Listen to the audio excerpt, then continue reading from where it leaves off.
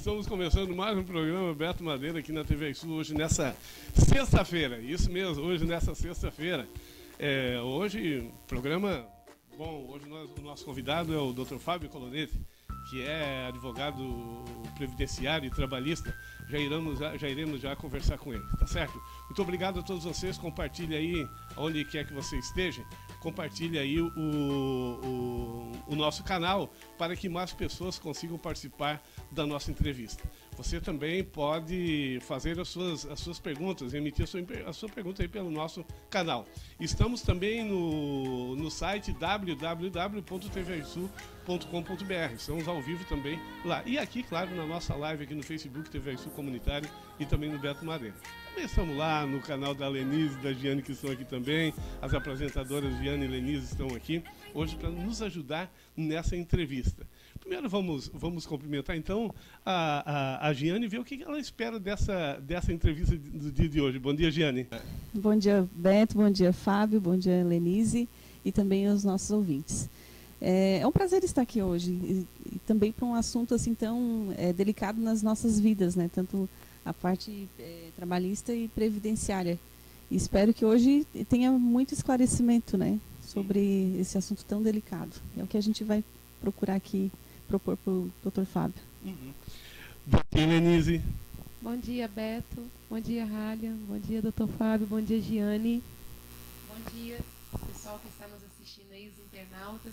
Então, vamos discutir um assunto super atual, delicado, que envolve política, legislação, assunto complexo, de interesse público.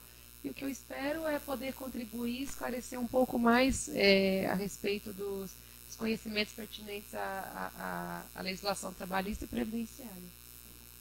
Muito bem, olha, os nossos colaboradores aqui do programa TV Sul estão passando tudo aí embaixo aí, você está percebendo aí, todos os nossos colaboradores, muito obrigado a todos que estão hoje contribuindo para que esse programa pudesse vir ao ar. Então, qualquer informação dos nossos colaboradores, todos aqui embaixo passando, você não esqueça, vão nas lojas, vão no nosso comércio, procure os nossos colaboradores e digam, claro, que você assistiu na TV Sul, tá certo? Então, tá bom, claro, para a gente garantir ainda mais aí os nossos patrocínios aqui na TV Sul.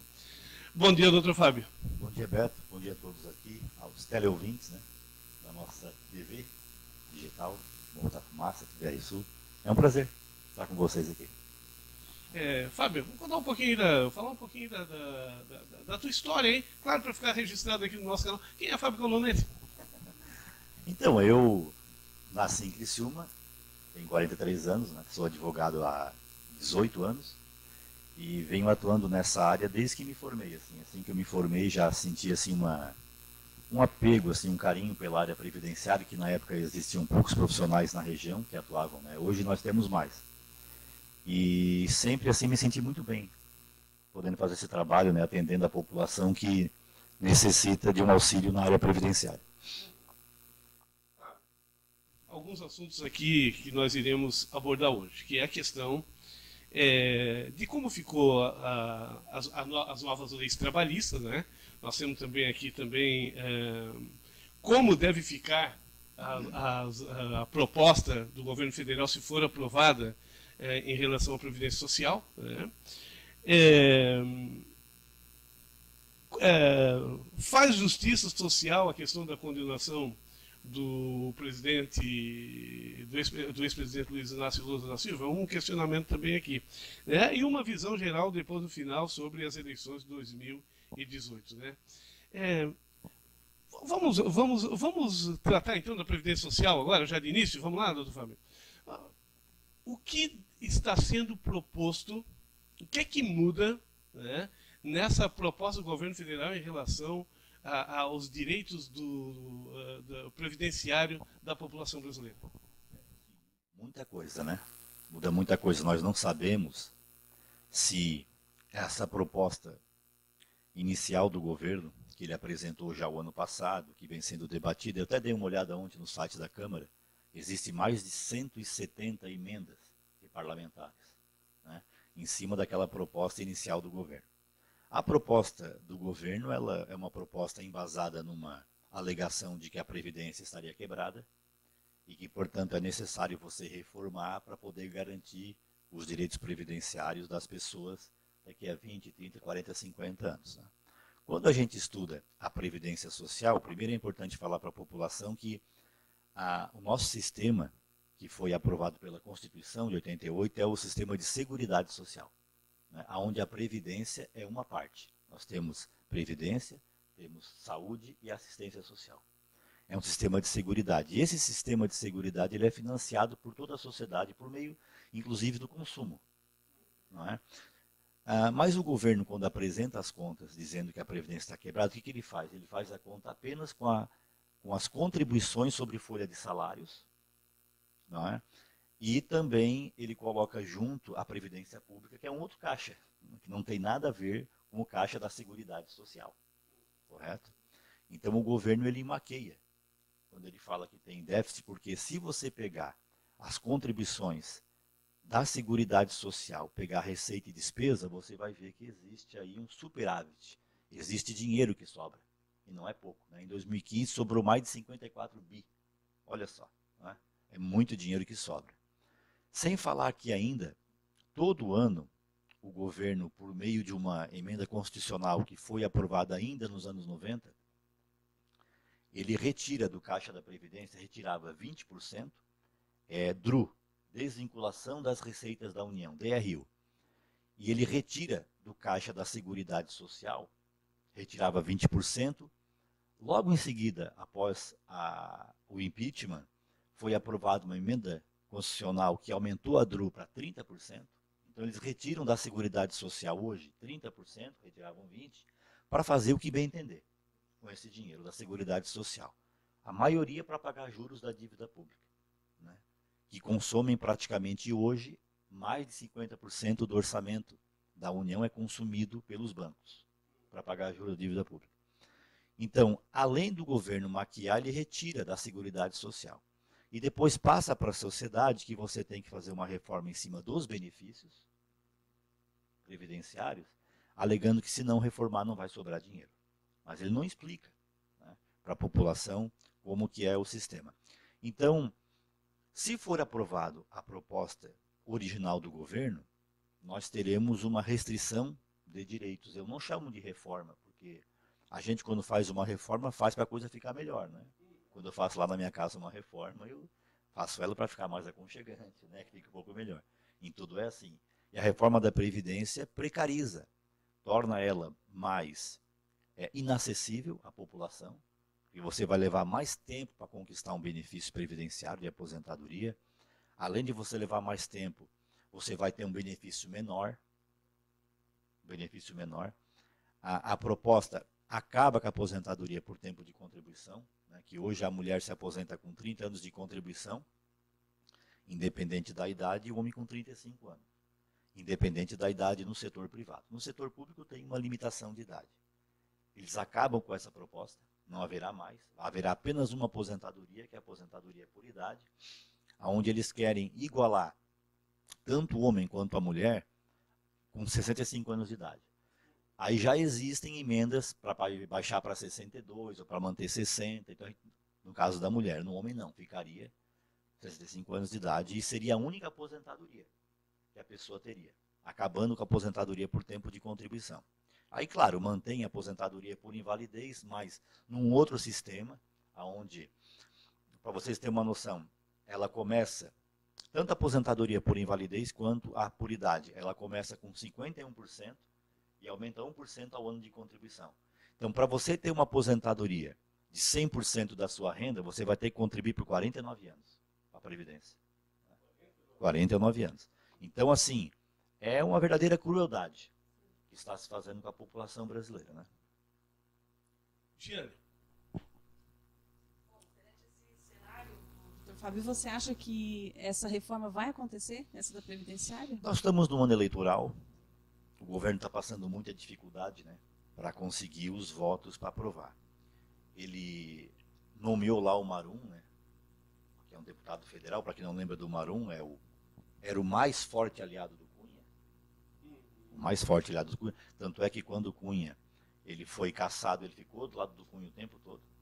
né? Inclusive foi elogiado por alguns deputados da oposição pela fidelidade ao Cunha, né? Então ele que está negociando, né? E a gente tem assim informações que chegam para a gente de terceiros, de pessoas que têm ligação com alguns políticos da região, de que é assim na cara dura, oferecido na base de 5, 6 milhões de reais para cada deputado, né? Para poder aprovar. E de onde vem esse dinheiro, né? Esse dinheiro vem principalmente do sistema financeiro. Porque o grande, para as pessoas entenderem, o grande interesse da reforma da Previdência não é a população, não é o enxugamento do Estado, não é nada disso. O grande interesse na reforma da Previdência vem dos bancos. Porque se a população tiver uma dificuldade para acessar a aposentadoria, ela vai ter que recorrer a alguma coisa. O que se tem hoje? São as aposentadorias privadas. Então os bancos querem, na verdade, entrar nesse nicho de mercado com mais agressividade e vender a aposentadoria privada. Então por isso que a reforma da Previdência está em pauta. Esse é o objetivo único, exclusivo, que seria os bancos aumentarem a clientela de aposentadorias privadas. Existem estudos já e estatísticas de apenas com as notícias a respeito da reforma da Previdência, de que a Previdência tem que ser reformada, que está quebrada, que se não reformar não se vai garantir os benefícios futuros, apenas com essas notícias nós já temos um incremento e um aumento enorme de busca por aposentadorias privadas no Brasil. Já existe isso. Só pela da especulação.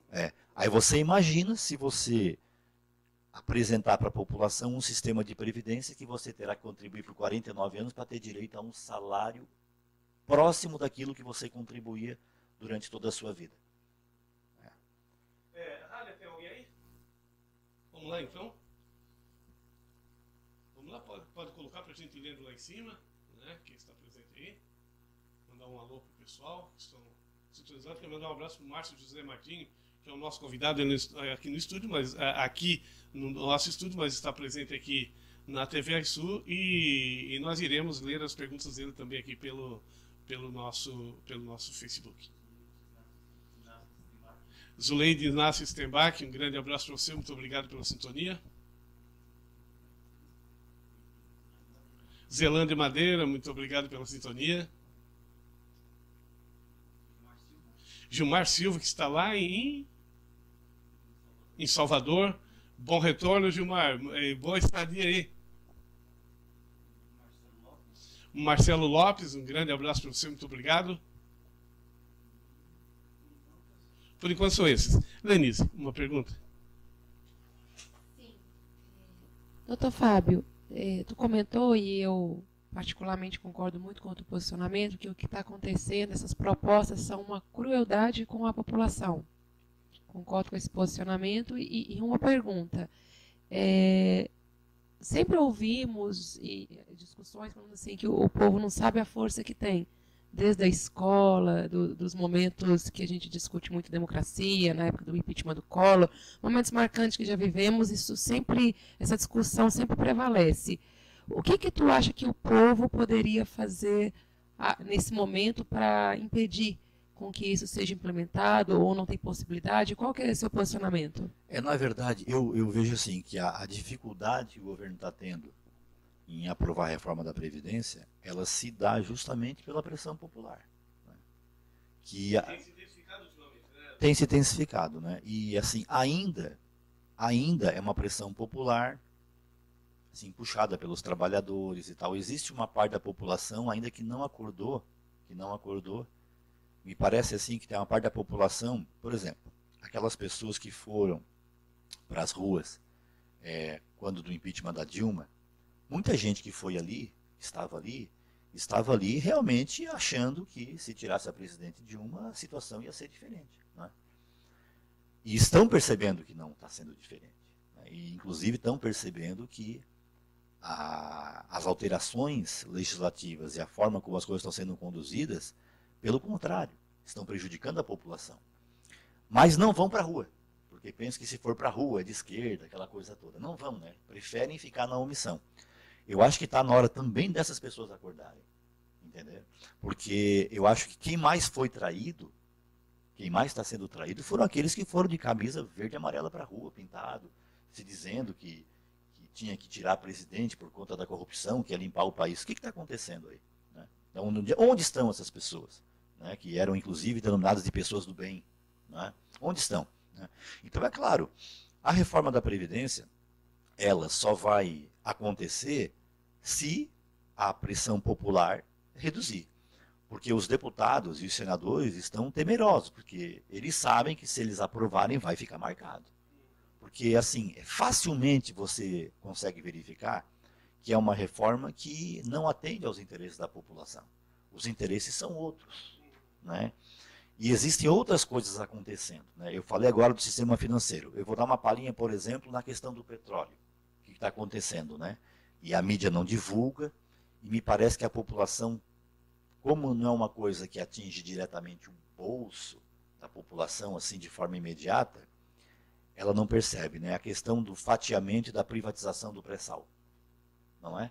Quer dizer, só de isenção de impostos, numa parte do pré-sal, que agora eu não lembro se foi ali no litoral da região do Rio de Janeiro, só de isenção de impostos para as petroleiras europeias, durante 10 anos, vai ser mais de R$1 trilhão. Quer dizer, é muito dinheiro. Você permite que seja privatizado, você vende a preço de banana e ainda dá uma isenção de mais de 10 anos. É mais de R$1 trilhão.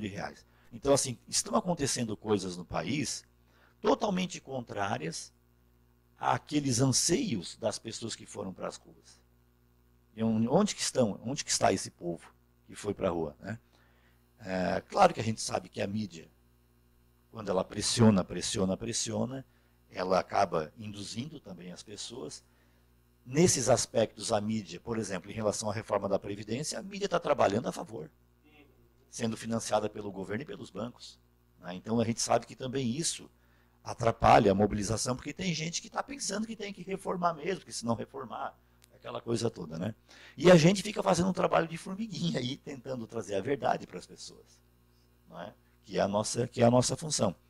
Mas eu particularmente acho que, parece que dia 19 agora vai ter uma grande mobilização em todo o Brasil, né, puxada pelas centrais sindicais, e eu penso assim que a única saída é que a população de fato se manifeste, porque se você estudar o assunto, né, e não precisa você assim ser expert em previdência, basta você estudar o assunto, você vê que os argumentos do governo... Teve uma CPI agora que foi aprovada, né, recentemente, inclusive com votos de senadores, pelo Paulo Paim, do Rio Grande do Sul, né? E assim ficou claramente demonstrado, quer dizer, só de sonegação de contribuição para a Seguridade Social que não são cobradas e que são devidas por grandes empresas, inclusive bancos, são quase 500 milhões de reais que você não busca, né? Então, existe a questão também da sonegação das contribuições previdenciárias das empresas de uma forma geral, que o INSS não tem uma estrutura de fiscalização, né? Agora foi passado para a Receita, mas a fiscalização é muito precária. Então, se você fosse reformar, você primeiro teria que buscar essa receita que está aí, que não é cobrada, não é? Você teria que ter um incremento na estrutura de fiscalização, seja do INSS ou da Receita, para tentar diminuir a informalidade, porque a informalidade gera prejuízo para a Previdência, não é? Existem tantas coisas positivas e boas que poderiam ser feitas para, digamos assim, melhorar a Previdência ou a Seguridade Social, e você omite tudo isso e vai em cima do quê? Vai em cima da aposentadoria do cidadão. Tentar economizar, precarizando, diminuindo a aposentadoria do cidadão. E nessa CPI se aponta o seguinte, que os sonegadores justamente são as grandes empresas, né? Os bancos são os maiores sonegadores, e quer dizer, muitos de nós estamos apoiando uma reforma da Previdência que vai tirar o nosso couro. Enquanto era para nós estar pedindo para que o governo federal tirasse de quem tem mais, porque eles têm mais direito de pagar aquilo, pagar a Previdência Social, de financiar, porque eles devem. Não é porque eles estão sendo bonzinhos, é porque eles devem a uma dívida que precisa ser cobrada. Mas não, a proposta do governo federal é justamente tirar do couro do trabalhador, dos mais pobres, e deixar como as coisas estão lá com os ricos, né, com os maiores ricos desse país. Eu quero falar para você, doutor Fábio, também, que é interessante o assunto que você abordou aqui, que é a questão de esquerda e de direita. Muitas pessoas não estão indo porque pode ser taxado de fato de esquerda, ou, enfim. Gente, o que está em jogo não é se nós somos de esquerda ou de direita. O que está em jogo é a soberania nacional. O que está em jogo é o entreguismo das nossas riquezas para o exterior, para os Estados Unidos, para os países europeus. É isso que está em jogo. E nós estamos aqui olhando, ouvindo aí algumas rádios locais e até nacional falando em bolsas de valores. Eu pergunto para você que é trabalhador, você que é pobre. Você tem dinheiro na bolsa de valor? Você tem algum dinheiro, tem algum investimento? Então para com essa loucura. Porque se você não tem dinheiro na Bolsa de Valores, quem tem dinheiro na Bolsa de Valores são os especuladores, são os grandes empreendedores, ou os grandes especuladores mesmo, que são os mais ricos desse país. Esses têm. Enquanto isso, eles vivem financiando, inclusive, rádios locais por aqui, ou TVs locais, que falam todo dia de uma notícia da Bolsa de Valor. E eu vejo muitas pessoas que não têm um centavo. Nem no banco, quanto mais na Bolsa de Valor, defendendo, porque olhando a sua vida, medindo a sua vida pela Bolsa de Valor, que não tem nada a ver com a gente. Nós não queremos saber de Bolsa de Valor, nós queremos saber que o nosso país está sendo entregue nas mãos de quem não merece, porque quem é merecedor de toda a riqueza brasileira somos nós, brasileiros. Né? Jânio, pergunta? Perante esse cenário, até como a gente nota que somos os principais prejudicados, né? O doutor Fábio, no caso da aposentadoria especial, você pode falar um pouco sobre a aposentadoria especial e se hoje ainda é possível? A aposentadoria especial, ela também vai sofrer se for aprovada, né? Ela vai sofrer uma alteração forte também. Vai ser praticamente impossível, porque a legislação vai exigir que a pessoa, para se aposentar pela aposentadoria especial, eles vão permitir no máximo uma redução de 10 anos na idade. Então, 65 vai ter que ter 55 anos. Quem é que vai estar debaixo da mina, por exemplo, com 55 anos? Então, eles vão praticamente extinguir essa aposentadoria. Ela vai estar prevista lá, mas o acesso a ela vai ser muito difícil, né? Só que ela vai ter que ser regulamentada depois por legislação ordinária, porque eles não vão prever na Constituição todos os requisitos dessa aposentadoria, porque ela depende de regulamentação, a questão da insalubridade, né? Principalmente dos meios de comprovação da insalubridade, por meio de laudo pericial, né? Os formulários e tudo mais. Então, ela vai ser uma aposentadoria que vai ser muito difícil de ser atingida, apesar de continuar constando na legislação. Porque hoje, você trabalhando 15 anos, por exemplo, debaixo de uma mina, na maioria das empresas que têm insalubridade, ou pelo ruído, ou por graxa, por óleo, enfim, é 25, né? E algumas outras profissões, como aquelas que estão expostas à radiação ionizante, que são 20 anos, né? Só que agora, além de você comprovar esse período de trabalho, você vai ter que ter 55 anos para poder se aposentar pela aposentadoria especial. Então vai ser, vai ser, exatamente, vai ser muito difícil de ter acesso a esse tipo de aposentadoria. Se for aprovado, né? Agora, o mais, assim, tem uma situação da pensão por morte, né? Que é uma coisa, assim, que é interessante a gente falar, porque hoje, a pessoa que é casada e que, porventura, o cônjuge venha a falecer, ela fica recebendo 100% do valor da aposentadoria, né? Do cônjuge, porque era uma renda que estava entrando naquela residência, naquele lar, e a pessoa que fica sem o marido ou sem a esposa, obviamente que ela continua necessitando, às vezes fica com filhos e tudo mais, ou às vezes com um problema de saúde, enfim, né? Pela proposta original do governo, você não pode mais acumular a aposentadoria sua com uma pensão do cônjuge. Pela proposta original, tá? Você ficaria só com uma ou com outra, e escolher aquela que é mais vantajosa, digamos assim, né? Veja só, né? Então toda a contribuição de uma pessoa de uma vida inteira simplesmente faleceu, se acaba, não fica mais com os dependentes. Então. Não é mais, exatamente. Agora o que acontece? Aí tem uma proposta ali de uma emenda, que eu até li hoje, que se a pensão não ultrapassar 2 salários mínimos, aí a pessoa pode acumular. Então, digamos assim que um trabalhador e uma trabalhadora, né, um casal que contribuam no teto da Previdência, digamos. São raros, mas existem, né, que contribuam, que receba acima de R$ 5.500. Ele teria direito de se aposentar lá na frente, com a sua aposentadoria, e receber a pensão com base nas contribuições da sua esposa. Só que ele não vai receber de forma integral, como é hoje. Ele vai receber no máximo até 2 salários mínimos. Essa é a proposta por meio de uma emenda que estava sendo negociada com o governo para ver se aprovava. Então vejam que não é reforma, né? É restrição de direitos, né? Você restringe, você diminui. Isso vai causar um empobrecimento da população.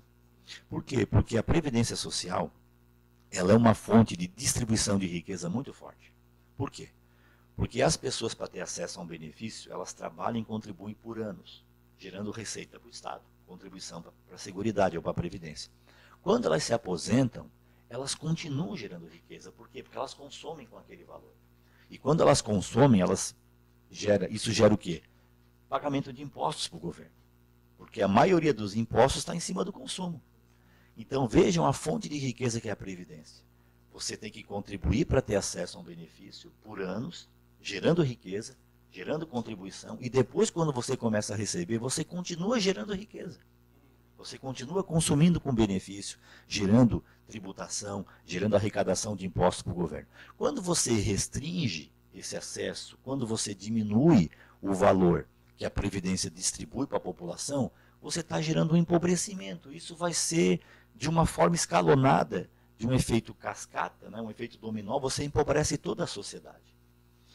A Previdência brasileira, apesar das críticas da mídia, financiada pelos poderosos, pelos grandes grupos de bancos, dos banqueiros e tal, ela ainda é considerada no mundo um exemplo. Pelo quê? Pela distribuição de renda que ela ocasiona. Existem cidades no nosso Brasil, nos interiores do Brasil, que os valores dos benefícios são responsáveis por mais de 50% da arrecadação dos municípios.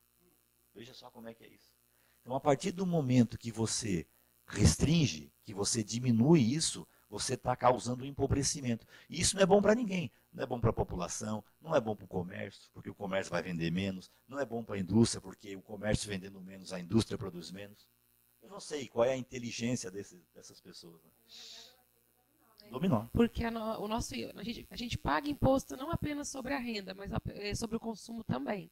Então, se não tem renda, automaticamente o consumo vai decair. E a arrecadação cai. Alguma pergunta aí? Pergunta ali. Tem aí? Vamos lá, então? Isso. Vamos lá. Bom dia, Beto. Bom dia, Lenise. Bom dia, Fábio. Bom dia, Giane. Bom dia ao Cauã, que está aqui atrás. Bom dia aos nossos ouvintes. Uma pergunta da Zelândia. Eu gostaria de saber se uma mulher grávida que trabalha 1 ano e de repente o patrão resolve fechar o comércio e não avisa nada para a funcionária, não paga os direitos dela e alega que não tem condição de pagar. O que ela deve fazer para poder ficar amparada? Pois ela trabalha e isso fica difícil se empregar novamente.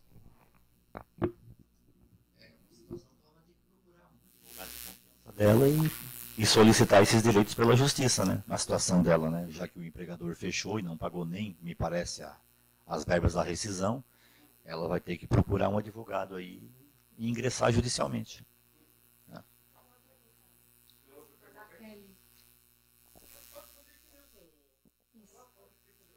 É da Kelly Moll. Um abraço, Kelly.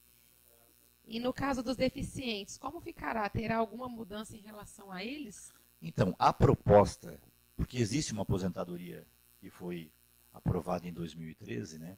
Que as pessoas, quando têm uma certa deficiência, se aposentam com menos tempo. Eu não estou assim, bem lembradinho agora aqui, mas se não me engano é 33, 28, 20, 26, se não me engano assim. Diminui o tempo de serviço para quem tem uma deficiência grave, média ou leve, né? É extinta também a aposentadoria para o deficiente. Vai ter apenas uma aposentadoria, que é a aposentadoria por idade. Doutor Fábio, mas isso parece que tem um efeito cascata mesmo, até mesmo porque vai ficar muito difícil para quem tem algum problema de saúde, de repente conseguir um encosto, uma aposentadoria por invalidez. Isso começa a ficar muito mais difícil daqui para frente, né? princípio, sim. Essas análises, né, de benefício por incapacidade, aposentadoria por invalidez, auxílio-doença, né, eu trabalho há um tempo já com isso, a gente já sabe que é uma análise muito rigorosa, né? Tanto é que, por exemplo, no meu escritório profissional, o que mais nos aparece lá são pessoas doentes que vão até o INSS, recebem por um mês e meio, 2 meses, e depois recebem alta, ainda fazendo um tratamento, precisando do benefício, sem condições de trabalhar, recebem alta. E isso é muito tempo que é assim, sabe? A análise da Previdência em relação a benefício por incapacidade sempre foi muito rigorosa e muitas vezes até desumana, né?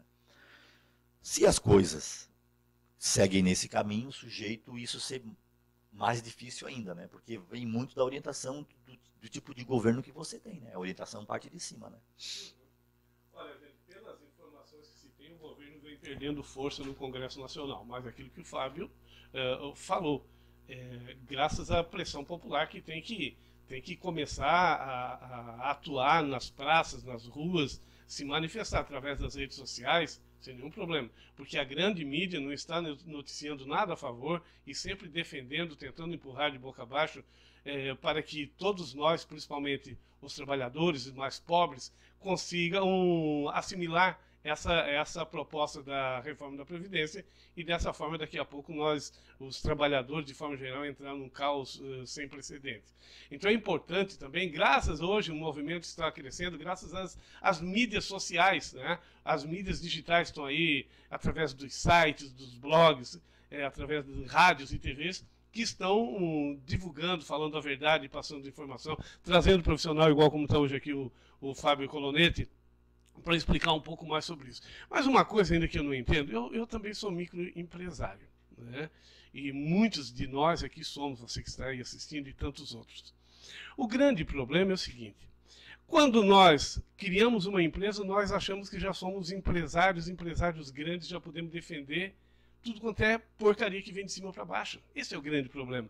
A gente sabe que tem pessoas que estão passando uma dificuldade danada para tocar sua loja, dificuldade danada para tocar sua empresa, as coisas, a arrecadação caindo, as dificuldades aumentando, e estão defendendo uma reforma da Previdência, porque não entende simplesmente, ou são partidários ou não sabem o que estão falando, né? Então é importante saber que quem está lucrando com tudo isso são os grandes ricos, ou seja, apenas 1% da população brasileira. 1% da população brasileira é que ganha sobre tudo isso. Então a população mais pobre e os empresários têm que botar a barba de molho, sim, porque não é porque ele se considera ou tem uma pequena empresa que ele se compara a grandes empresários que estão aí fazendo especulação todo dia. Nós temos que cair a ficha, vamos ter que ser um pouquinho mais nacionalistas e esquecer a questão da questão política partidária, né, que ao mesmo tempo que deveria ser uma coisa boa, se tornou um câncer na vida da população, né? Então é preciso ver bem quem defende e quem é nacionalista. Tem pessoas boas em outros partidos? Tem, mas quem é que defende de fato aquilo que é nacional, aquilo que é nosso? E os direitos trabalhistas são nossos, né? Os direitos previdenciários são nossos, precisamos defender a nossa gente e parar dessa bobagem de ficar defendendo os grandes, achando que nós somos grandes também. Perante essa gente não passamos de formiguinhas, e só mesmo com união nós vamos poder fazer com que os grandes políticos, principalmente os políticos brasileiros e o sistema financeiro, olhem um pouquinho aqui para quem está trabalhando e para quem mantém esse país de pé. Quando a gente fala em previdência, parece que a gente está falando apenas dos trabalhadores, né? Mas, na verdade, todos os empresários e microempresários, todos eles contribuem para a previdência de forma pessoal também. Porque a pessoa ela tem um negócio e ela vai trabalhar naquele negócio, naquele empreendimento que ela dirige por um tempo, mas ela também pensa em se aposentar e ela contribui para isso. E a reforma da previdência atinge a todos, né? Inclusive os microempresários, os microempreendedores individuais, os trabalhadores autônomos, né? Advogados, médicos, engenheiros. Os médios empresários, o grande empresário, porque eles também contribuem para a Previdência. Então a Previdência ela é um patrimônio de todos os brasileiros. Né? Todos os brasileiros, então por isso que eu digo, é uma luta de todos. E o mais grave disso aí é aquilo que nós comentamos aqui antes, que é o efeito cascata. Quem que vai sentir depois? O pequeno empresário vai sentir, o microempresário vai sentir, O empresário grande vai sentir, porque se você joga menos dinheiro na economia, se você faz com que a Previdência jogue menos dinheiro na economia, todos vão sentir, porque o consumo vai diminuir, né? O empresário que produz alguma coisa, o consumo diminuindo lá na faixa, na loja, ele vai acabar produzindo menos, né? O Estado vai sentir, porque a arrecadação pode diminuir, né? E me parece que isso é óbvio que vai diminuir, porque você vai ter menos dinheiro circulando, não é? Então, é uma causa de todos os brasileiros, de todos os brasileiros. Olha, você que está nos assistindo nessa manhã de hoje o nosso convidado, estamos ao vivo com você, o nosso convidado é Fábio Colonetti, que é advogado trabalhista e previdenciário. Quem está aí? Alex Garcia, lá da TV Sul Garopaba. Um grande abraço, Alex. Sucesso aí. Ontem estava assistindo aí a tua programação ao vivo aí. Show de bola, vamos para frente. Também hoje, para ajudar aqui nessa entrevista, está conosco a Giane Soete, que ela é empresária também? Sou empresária, tenho um CNPJ. Isso, e coach, né? E a Lenise Paraíso, que é psicóloga, que é empresária também, e que é apresentadora, as duas são apresentadoras aqui na TV Sul, todas as quartas-feiras, sempre uma ótima entrevista às 8 da noite, aqui no nosso canal, ao vivo com você, tá bom? Giane. Os empresários, né?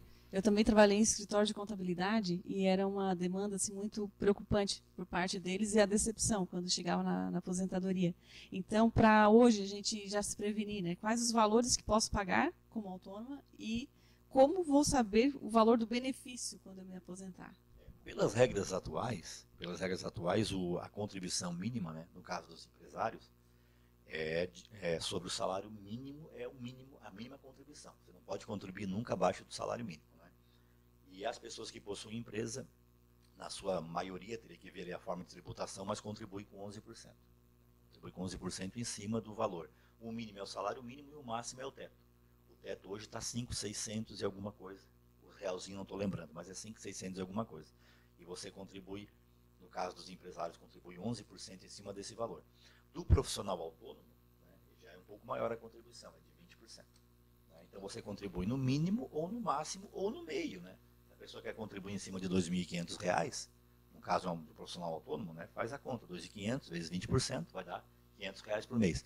Se a pessoa é empresário e quer contribuir em cima da sua retirada, ele faz uma retirada de 4.000, por exemplo, por mês. Né? Ele vai contribuir em cima dessa retirada que ele fizer. É assim que funciona.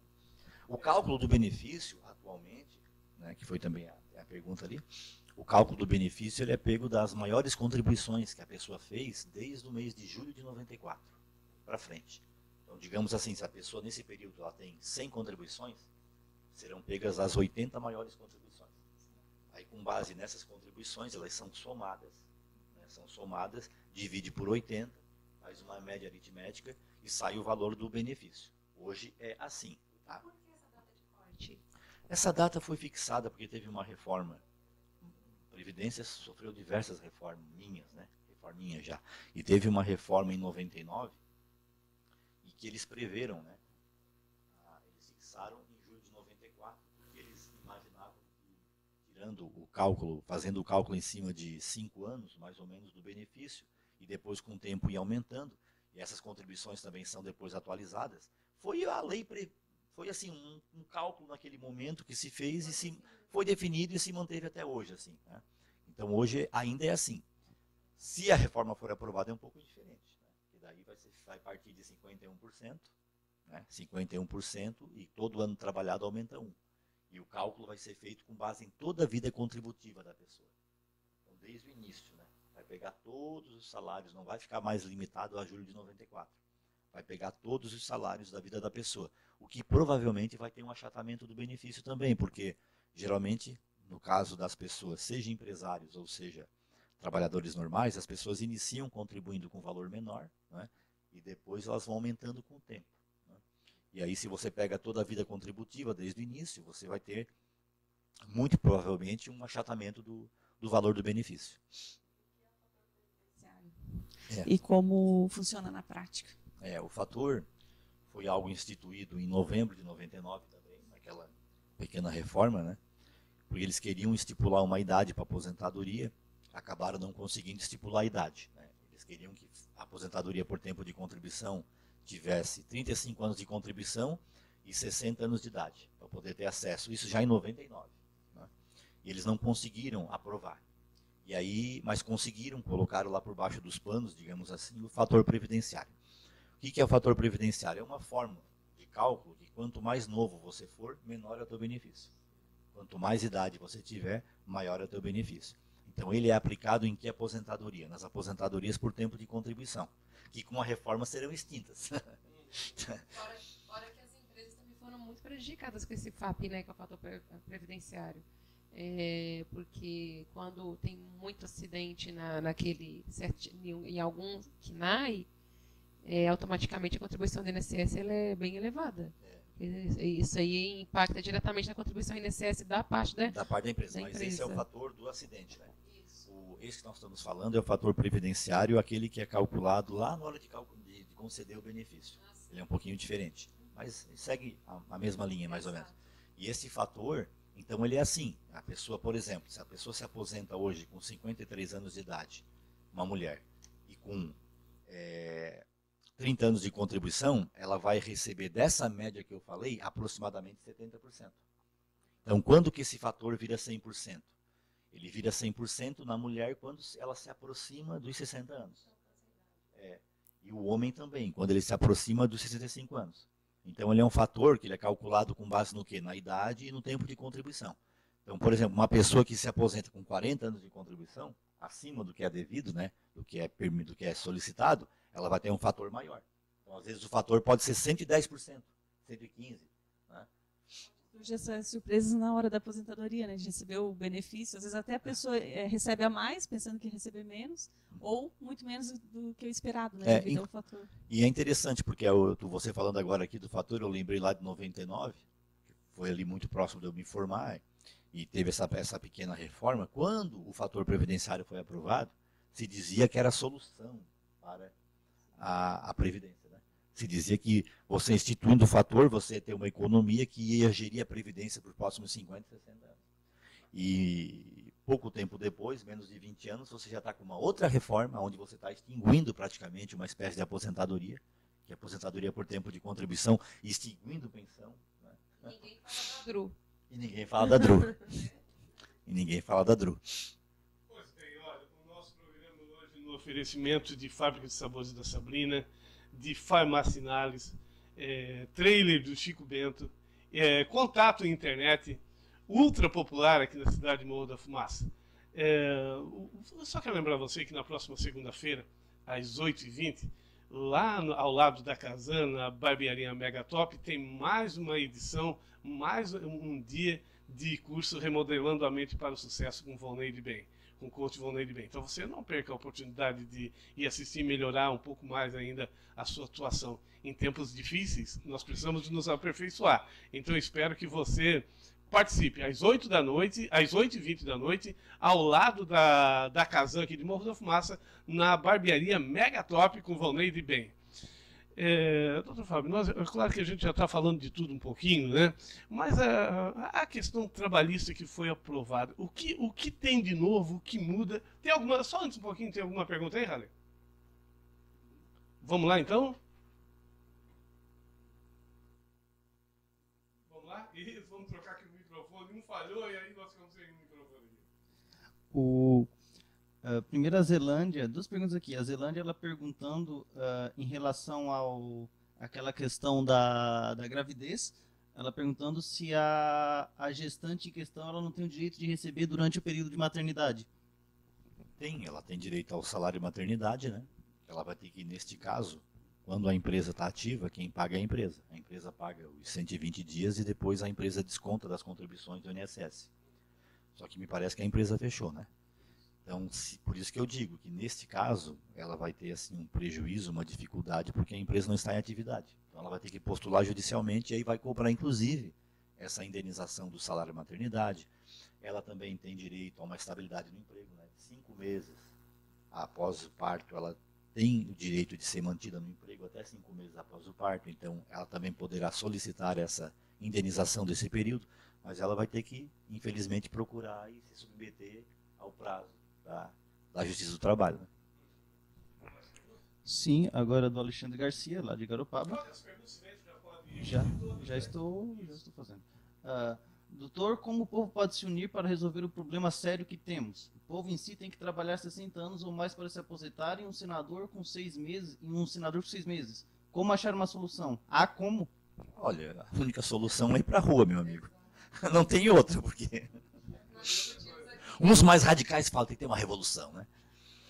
Tem que ir para a rua, Hoje o próprio judiciário está lutando pelos seus direitos aí, defendendo inclusive aí os auxílios, né? Então eles defendem, estão unidos aí, defendendo, inclusive tem algumas reportagens de juízes aí descaradamente dizendo que eles precisam e não abrem mão desse direito. Enquanto nós aí estamos todos, muitas vezes, todos cheios de amor aí com as causas judiciárias e esquecendo que nós é que precisamos mais, que são os trabalhadores, os pequenos aí, que precisam desses recursos. No entanto, muitos estão comovidos, como estamos vendo na internet, comovidos com a população que estão revoltada com o judiciário, estão defendendo o judiciário nessas questões que não fazem o mínimo sentido, né? Quem é mais aí? Mais alguma pergunta? Fechou? Doutor Fábio, esse negócio de auxílio, né?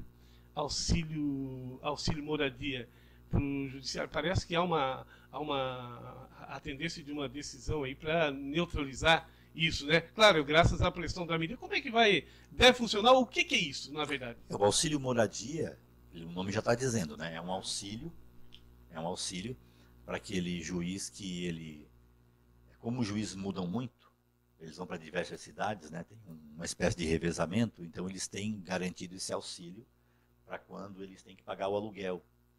Né? Tem que pagar o aluguel, então tem esse auxílio, porque ele, às vezes, assim, por exemplo, o juiz mora em Criciúma, mas mandaram lá para Chapecó. Ele vai ter que chegar lá, alugar uma casa, tal. Então ele tem, além do salário dele, que já não é ruim, ele tem esse auxílio moradia. Só que o que está acontecendo é que esse auxílio moradia está sendo concedido e pago para juízes que têm residência fixa. O cidadão, por exemplo... A questão do Sérgio Moro, né? A questão do Sérgio Moro, por exemplo, em Curitiba, ele tem residência lá, que chega próximo a R$1 milhão, ele recebe auxílio moradia. R$ 4.000 e poucos por mês, né? Num ano, isso é quase R$50 mil só de auxílio moradia, né? Então é isso que vai ser discutido, né? Aí os juízes defendem dizendo que o auxílio moradia foi instituído porque eles ficaram muito tempo sem reajuste. Então ele seria assim uma forma de reajustar os salários dele. Só que, poxa, quer dizer, quando eu vejo o próprio judiciário defender isso, é uma forma de maquiar. Quer dizer, então eu recebo uma verba com um nome, que é uma verba que tem fim específico, mas na verdade o fim dela é outro.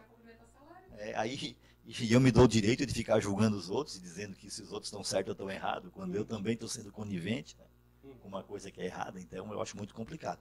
Eu não tenho nenhuma vergonha de dizer que eu sou amplamente favorável à extinção disso aí. Uma verdadeira vergonha. Né? Até mesmo porque não tem fiscalização. Não tem gerência sobre isso. Enquanto isso, né, muitos trabalhadores, muitas pessoas no nosso país não tem nenhuma casa, se tivesse pelo menos o auxílio moradia, né? Mas não tem. Quem sabe aí os juízes aí do Brasil todo aí, já que querem defender aí o seu auxílio moradia, que também forneça aí, aprove uma lei que destine auxílio moradia para todas as pessoas que não têm casa. Né? Aí sim poderia continuar recebendo o seu auxílio moradia. Roberto, né? Só para você ter uma noção, né? Um assunto leva ao outro, né? A média de aposentadoria no Poder Judiciário é de R$35 mil. A média. A média. Tem desembargador recebendo mais de 150 mil por mês, com direito a 13º e férias de 60 dias por ano. Ah, mas estudaram, se formaram, fizeram pós-graduação, doutorado. Poxa, mas espera aí, tem que ter um limite. A Constituição fixa o limite constitucional de aproximadamente R$33 mil. Como é que o cidadão pode estar recebendo 150 mil? Eu estou falando 150, tá? Mas eu já vi lá 198.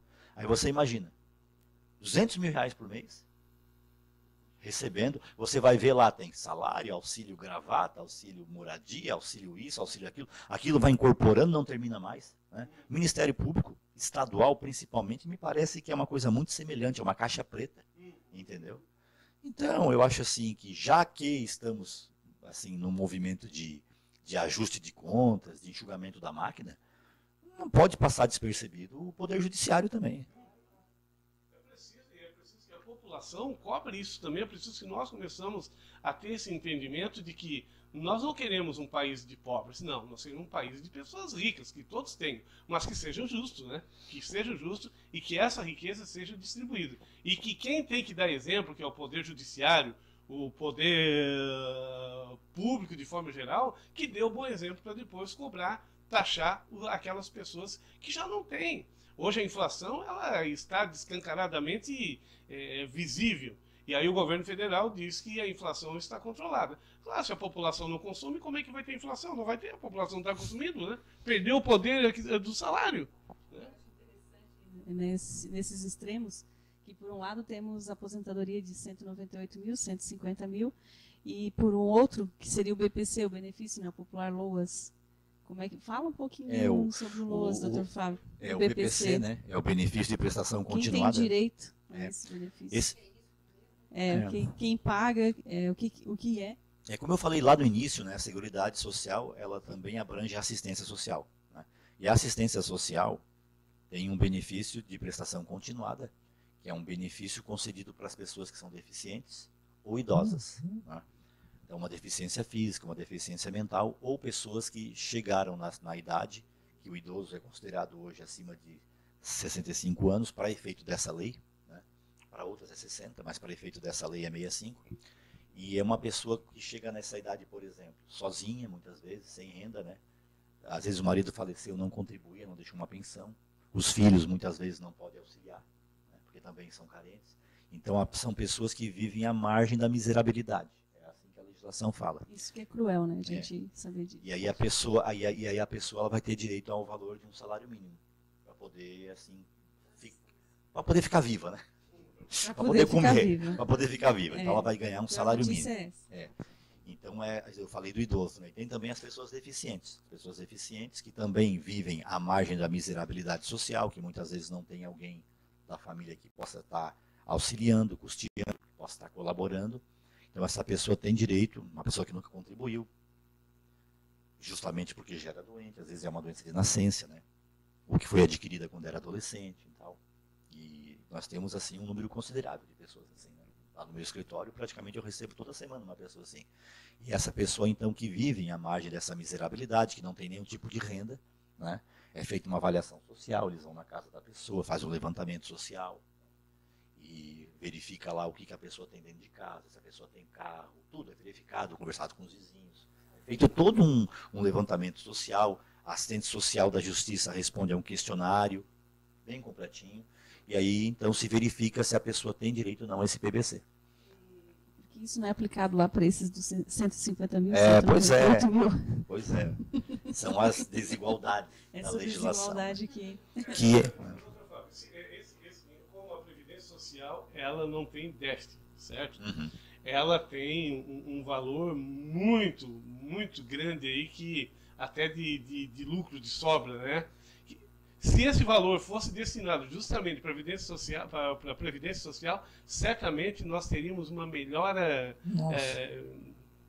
sem precedente aí na questão dos direitos da população, né? Não tenha dúvida. Por exemplo, se esse 30% que o governo retira todo ano para fazer o que bem quiser e destina para os bancos, ficasse no caixa da Seguridade Social, não teria nem que pensar em fazer reforma, não tem a menor necessidade. A CPI apurou um valor de superávit nos últimos, se não me engano, nos últimos 15 anos, de superávit. Beira quase 1 trilhão. Veja bem, é uma coisa assim que não tem o menor sentido. Inclusive, senadores da base do governo, o famoso lá, o Jucá, aquele do acordo com isso, o próprio Jucá, que é fiel ao Temer, votou favorável à CPI, porque foi uma coisa muito bem embasada mesmo, sabe? E se demonstrou que não tem a menor necessidade. A reforma da Previdência, ela tem um fim, é uma contraprestação aos bancos, é esse o objetivo. E essa CPI foi uma específica? A Seguridade Social. Por que os resultados dela não são expostos? Então, não são expostos pela grande mídia, né? Eu recebi no WhatsApp, o senador Paulo Paim, né? Ele tanto no site dele como no Facebook. Os auditores fiscais também, que são as pessoas que fazem a fiscalização da Seguridade Social, também publicaram alguns vídeos a respeito disso, inclusive da CPI, né? Aliás, eles fizeram uma denúncia muito interessante, que é a população importante que saiba que o secretário do governo que redigiu a reforma da Previdência, a pedido do Temer e do governo federal, ele é conselheiro da Brasil Prev. O que é Brasil Prev? É uma entidade de previdência privada do Banco do Brasil. Olha só, ele foi lá denunciado no órgão competente que fiscaliza a atividade dele. E, então notem que a própria redação ela é feita justamente para beneficiar quem mais tem interesse nisso, que são os bancos. Só para você ter ideia, procura lá no site do Paulo Paim, isso mesmo, procurei no Google, vai lá, procure o site do Paulo Paim, o Facebook, que é o senador, né? E lá tem todas as informações detalhadas para você que ainda, porque o tempo nosso aqui é curto, não dá para explicar, ler o texto completo, mas você pode buscar lá, se informe um pouco mais sobre a CPI, que você vai ter uma grande surpresa, vai ter mudar o seu entendimento em relação a isso, como já está sendo mudado aqui com o nosso bate-papo aqui com o Dr. Fábio Coloneta. Dr. Fábio, eu perguntei, depois a gente voltou para a Previdência Social, é a questão trabalhista que muda. Nossa, Beto, a reforma trabalhista retaliou praticamente a CLT, mudou muita coisa, né? Algumas coisas, Beto, já estavam sendo feitas na prática, nós temos que admitir, né? Como, por exemplo, as rescisões de contrato, né, por mútuo consentimento, o famoso acordo. Né? O famoso acordo era uma coisa que vinha sendo realizado pelas pessoas sem autorização na lei. Então agora a legislação prevê que o empregado e o empregador possam fazer a sua rescisão por mútuo acordo. Nesses casos é devido à metade das verbas, né? Aviso prévio e a multa de 40% é pago pela metade. E ele pode sacar 80% do fundo de garantia que está na conta. 20% fica lá depositado para ele sacar no futuro. E não tem acesso ao seguro-desemprego. E para mim, isso mudou. Né? E é o princípio, para mim, o grande prejuízo, porque quem ganhou com isso foi só o governo até agora, que não paga o seguro-desemprego. Porque o empregador e o empregado, tudo bem, fazem um acordo, paga metade e tal, né? Naquela situação, saca 80% do fundo de garantia, não saca 100%, mas saca 80%, agora fica sem o seguro-desemprego.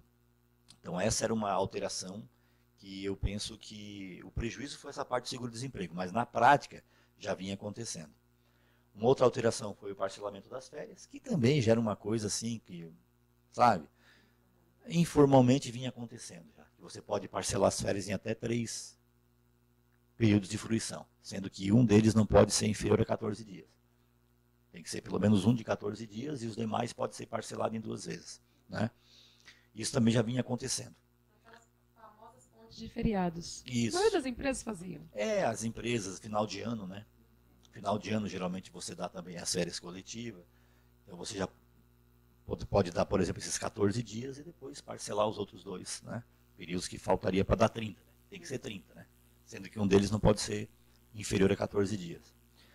Uma alteração também que a gente pode citar é que, pela legislação agora, a rescisão do contrato não precisa mais ser homologada no sindicato. Eu acho que isso aí assim, é um prejuízo do trabalhador muito forte, porque por que você não vai homologar no sindicato? Por quê? Qual é a razão? Né? Para você, o trabalhador, ter alguém que confira, olha, está aqui as suas verbas, é isso mesmo, né? Se tiver alguma dúvida, perguntar para a pessoa responsável da empresa, por que não está pagando isso? Enfim, né? Aquele momento em que você ia conferir. Né? Hoje vai bastar a assinatura do empregado na rescisão.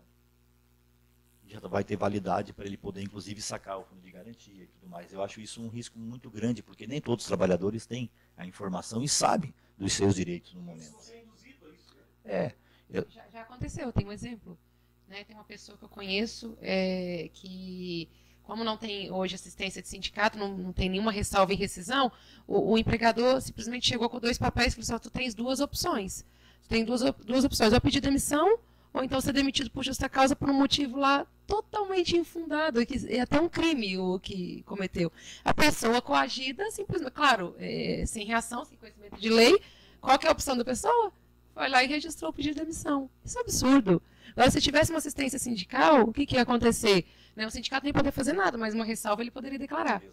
E isso não pode mais acontecer, é um absurdo. Essa reforma, trabalhista que se teve, assim, a essência dela é tentar passar para a legislação e para as pessoas que a relação de emprego, empregado e empregador, tem uma igualdade, sabe?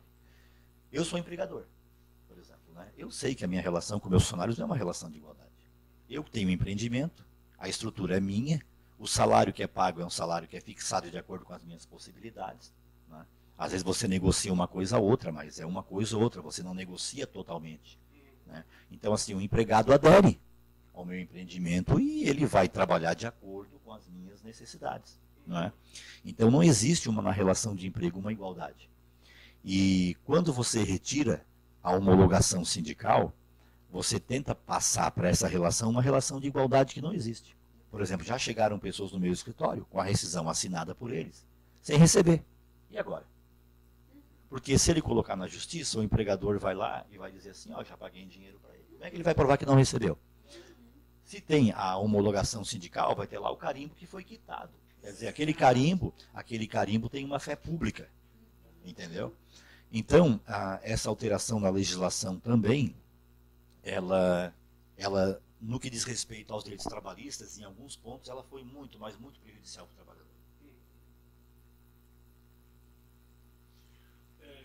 Olha, para você que está nos assistindo aqui em Morro da Fumaça, a Prefeitura Municipal já deixou o alvará, tanto lá o alvará desse ano já está à disposição, tanto lá no site da Prefeitura, como também ali na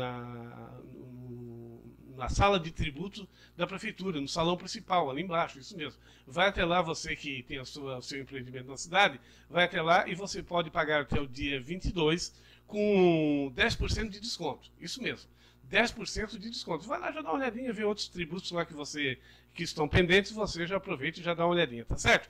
Então tá bom, a Prefeitura Municipal de Morro da Fumaça está anunciando que o seu alvará já está disponível tanto no site que você pode imprimir e pagar numa parcela única ou diretamente na Prefeitura e você todas as informações, tá certo?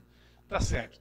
E quero lembrar você também da Fábrica de Sabores da Sabrina. A Fábrica de Sabores da Sabrina está aí com show de bola, sensacional, levando para você as melhores delícias da cidade.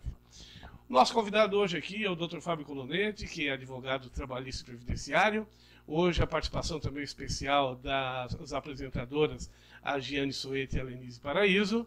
Nós estamos aqui, o Ralian também nos ajudando nesse programa de hoje, e o Cauã, né? O Cauã presente aqui hoje também, fazendo o papel de cameraman hoje aqui, que bom, né? Lembrando que daqui a pouco mais, às 15 horas, o programa Bola Rolando com Cauã Coelho, não perca, ao vivo com você. Tem mais alguém aí? Quem? Vera Lúcia Emenegildo, um grande abraço para você, muito obrigado. Tem pergunta dela, não? Eduardo Serafim, um grande abraço. Duca Coelho, um grande abraço. Mais uma dúvida, acho que é a última. Então, doutor Fábio, como ficou as ações judiciárias trabalhistas, os trâmites, os processos trabalhistas, intervenção sindical, com toda essa reestruturação, essa reforma trabalhista, como que vocês da área estão se posicionando? Então, a grande alteração que teve também na CLT diz respeito às proposituras de ações trabalhistas, né? Houve uma limitação muito forte nesse sentido também. Por exemplo, antes, quando a pessoa postulava, por exemplo, assim, um adicional de insalubridade, ela trabalhou num ambiente que ela entendia que ela deveria receber o adicional. O empregador diz, não, eu não vou pagar porque eu penso que não é devido.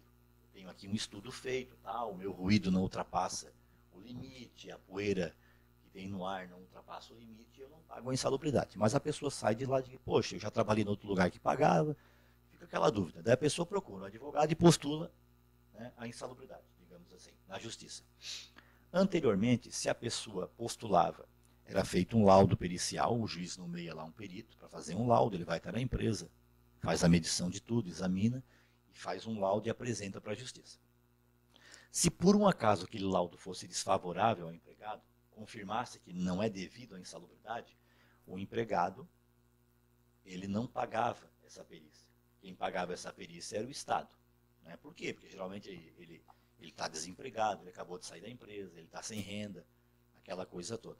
Ou às vezes tem uma renda também que não permite ele pagar, por exemplo, R$1.000, R$1.500, R$2.000 por um laudo pericial, que é o que os peritos pedem. Pela reforma trabalhista agora, se ele perder, tem que pagar. É obrigado a pagar. Né? E não existia até a reforma trabalhista, por exemplo, custas processuais. Custas, né? Ele podia entrar com ação, claro, só se ele tivesse um salário muito diferenciado. Agora, se ele receber acima de 40% do teto da Previdência, aproximadamente R$2.500 por mês, ele já é obrigado a pagar as custas do processo, custa para recurso. Né? E se ele perde também algum pedido que ele faz, ele é obrigado a pagar honorários para o advogado da parte contrária. Também.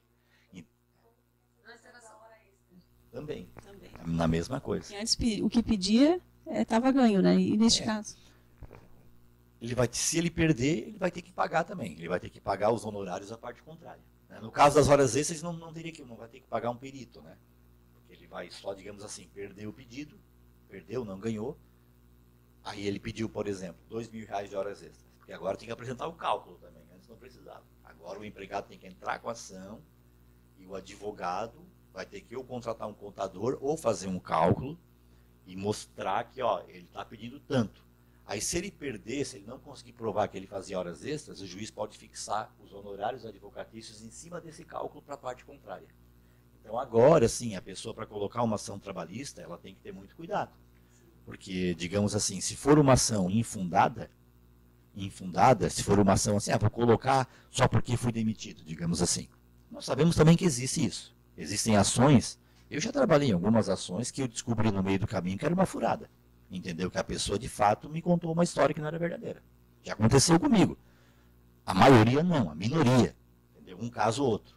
A maioria das pessoas que nos procuram, hoje, gente, as pessoas que nos procuram para entrar com ação trabalhista, sabe o que elas estão reclamando? Salário que não é pago.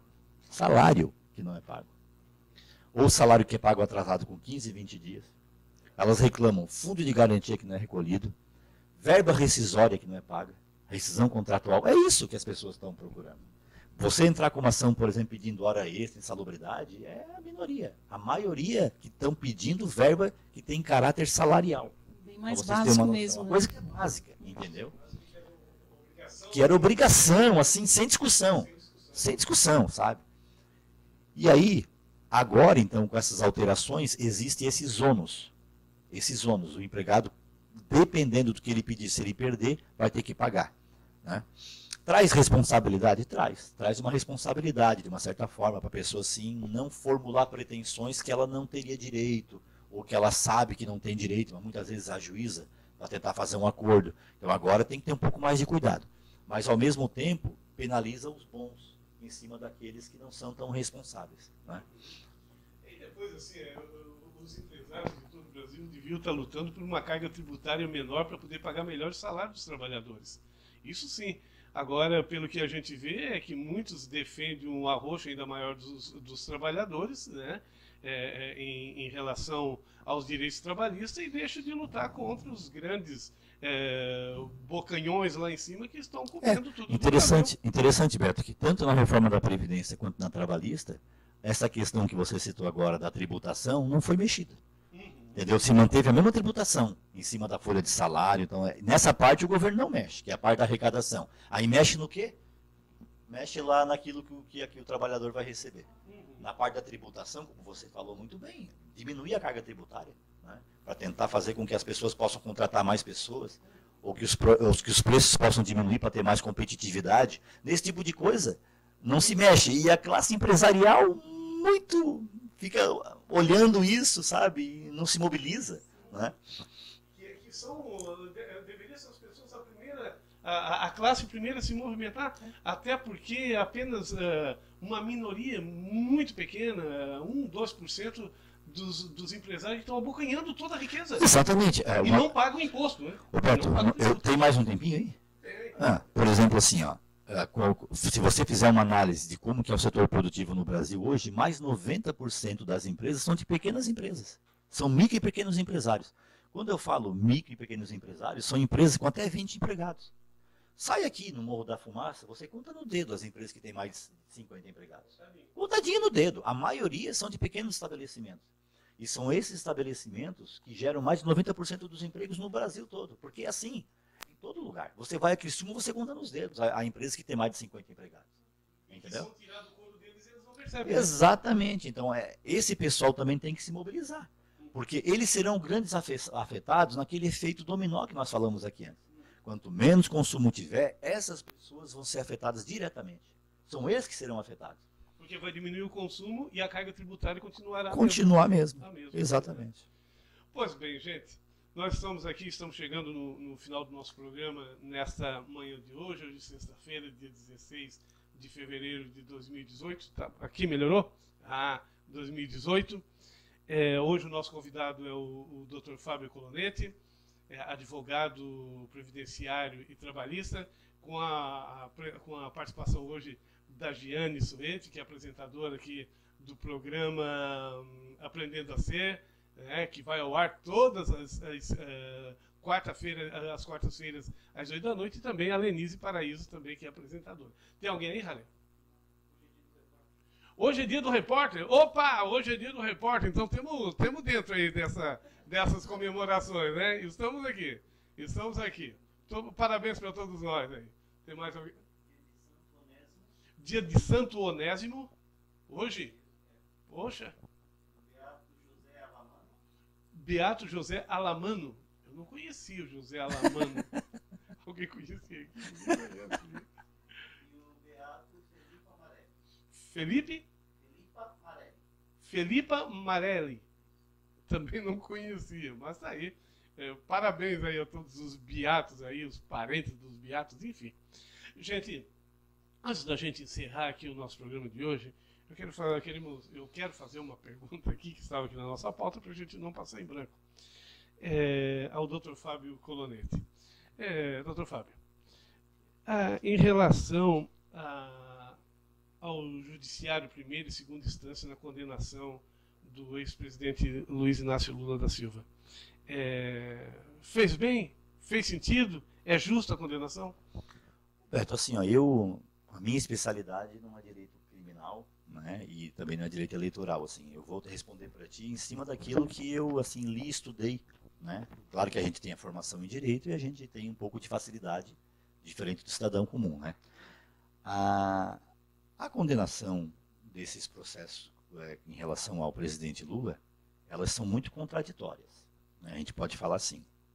Não falo isso pela questão ideológica ou de posicionamento político. Falo isso com base naquilo que eu escutei de juristas, inclusive juristas que não têm o acompanhamento ideológico que o Lula tem, né?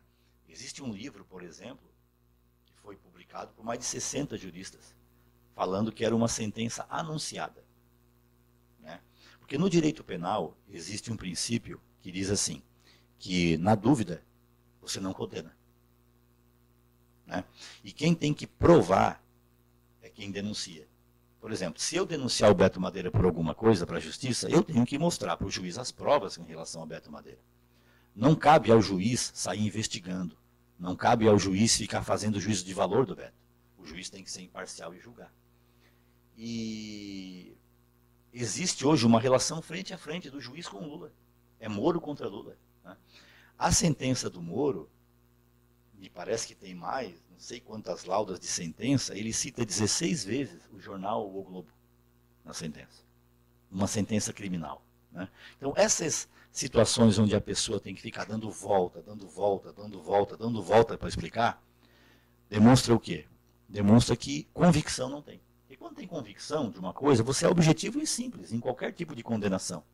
A prova está aqui, recebeu aqui.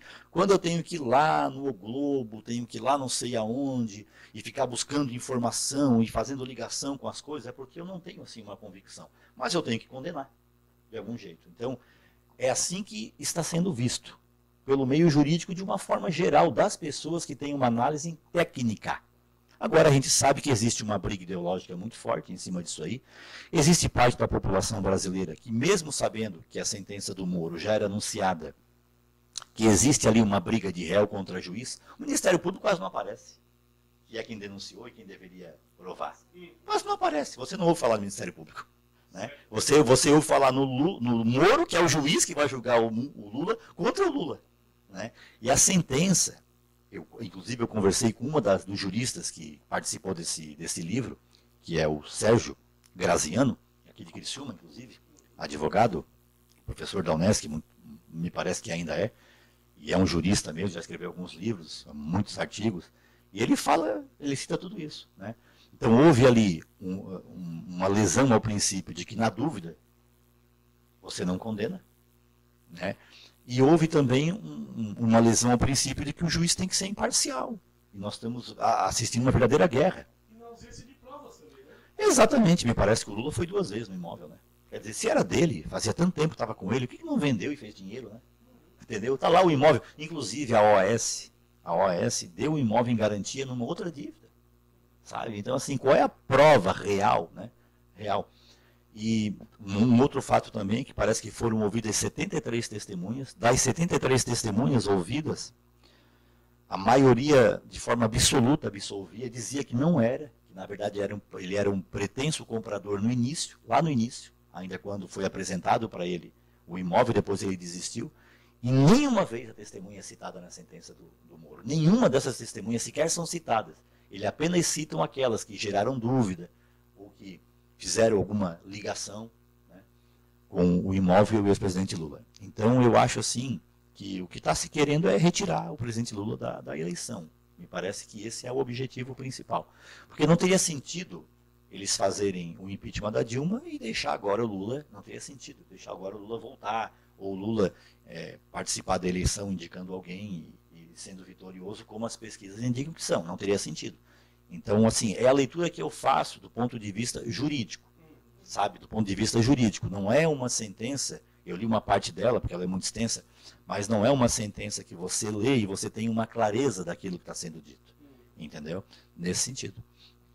Pois bem, estamos chegando ao final do nosso programa. Giane, muito obrigado por ter vindo, fica à vontade. Tem programa na próxima quarta-feira, né? Sim, temos programa na próxima quarta. Vai ser um assunto bem interessante, terapias holísticas, né, também, uma convidada especial, empresária também. E fiquei muito satisfeita hoje com essa entrevista com o Dr. Fábio. Com certeza tivemos muitos esclarecimentos. Muito obrigado, Beto, pelo convite. Convidar vocês mais vezes para estarem aqui. Lenise, programa na próxima quarta-feira, mais uma boa programa, mais uma ótima entrevista. Né? Com certeza. Quem vai estar aqui conosco é a Valneide, né? Ela é empresária lá de Braço do Norte, tem um espaço também de terapia holística Xamama, né? Vai ser bem agregador, convido todos vocês. E com relação ao programa de hoje, muito obrigada pela oportunidade, amei. Né? Passei um pouco dos meus conhecimentos, aprendi mais ainda com o Dr. Fábio. Muito obrigada pela oportunidade. E um bom dia a todos, eu só tenho a agradecer mesmo. Muito bem, obrigado então a Giane e a Lenise. Hoje, Cauã, qual é o assunto hoje no programa Fecha Conta? Não, programa Bola Rolando? Mais sobre o jogo da Chapecoense e Figueirense. E qual é a seleção hoje que vai ser debatida? Portugal, hoje é Portugal. História de Portugal e também a sua seleção, né? Então, lembrando a você que o programa à tarde, segunda, quarta e sexta-feira, com o Cauã Coelho, sempre abordando uma seleção, falando um pouquinho, afinal de contas, uma semana de Copa do Mundo, sempre falando sobre uma seleção em termos de futebol e também contando a história do seu país, tá certo? Dr. Fábio Colonete, aquilo que eu não perguntei que você gostaria de dizer, fique à vontade. Quero agradecer pelo convite, né? Espero que tenha sido proveitoso para todos. E nós queremos convidá-lo você para vir outras vezes aqui para a gente falar, quem sabe agora em programas em assuntos específicos. Hoje a gente deu um apanhado geral, né? Em assuntos específicos é sempre uma honra recebê-lo aqui. A honra é minha. Muito bem, e assim nós vamos fechando aqui a nossa live, né? Você pode ir lá para o nosso canal tvsul.com.br, nós estamos lá, estamos também no YouTube, vai lá e dê um alô lá no nosso YouTube, compartilhe lá, dê um joinha lá pra gente, isso mesmo. E também nós estamos em diversos canais aqui nas redes sociais. Foi uma alegria recebê-los. A TV Sul ficará, então agora você ficará diretamente lá com 72 horas de programação, 24 horas por dia, abordando lá diversos assuntos, além dessa entrevista aqui, filmes, documentários, enfim. uma infinidade de coisas lá para você, tá certo? Muito obrigado ao Halia também que esteve aqui na nossa técnica de som e imagem, né? E nós voltamos, claro, na segunda-feira com o programa Beto Madeira a partir das 8h30 da manhã. Grande abraço, até lá.